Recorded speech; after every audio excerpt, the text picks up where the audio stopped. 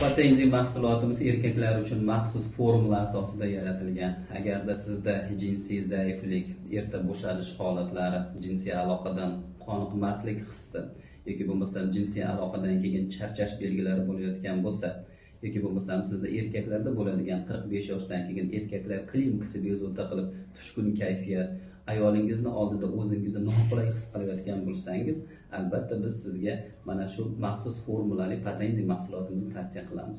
Tarkibida ajoyib Xitoy ko'k choyi, qora murch, masalan, seldir mahsulotlar, Cordyceps qo'ziqorini, Ganoderma qo'ziqorini, Osiyo Viagrasi, sappan, yapon qizil o'ti va ko'pchilikka mashhur bo'lgan tangatali mahsulotlari bor.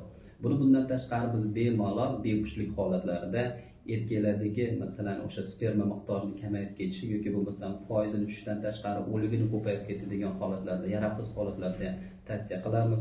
Bemalol buyrak, prostata bezi shamollashlarida ham iste'mol qilishingiz mumkin bu narsani. Oddiy holatda ham profilaktika uchun kun davomida bittadan 2 mahal och qoringa kapsula ko'rinishda ichib yurishingiz mumkin. Aptekani Viagra, Kamagrasidan farqli ravishda bu sizni keskin qon bosimingizni oshirmaydi.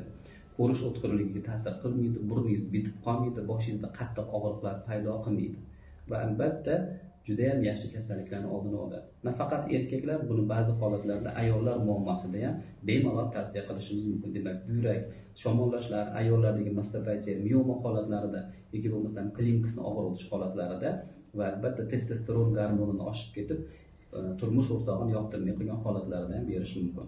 14 yoshgacha mumkin emas albatta bu va iloji boricha buni ichgandan keyin jinsiy hayot talab qilinadi. Iching va baxtli hayot kechiring.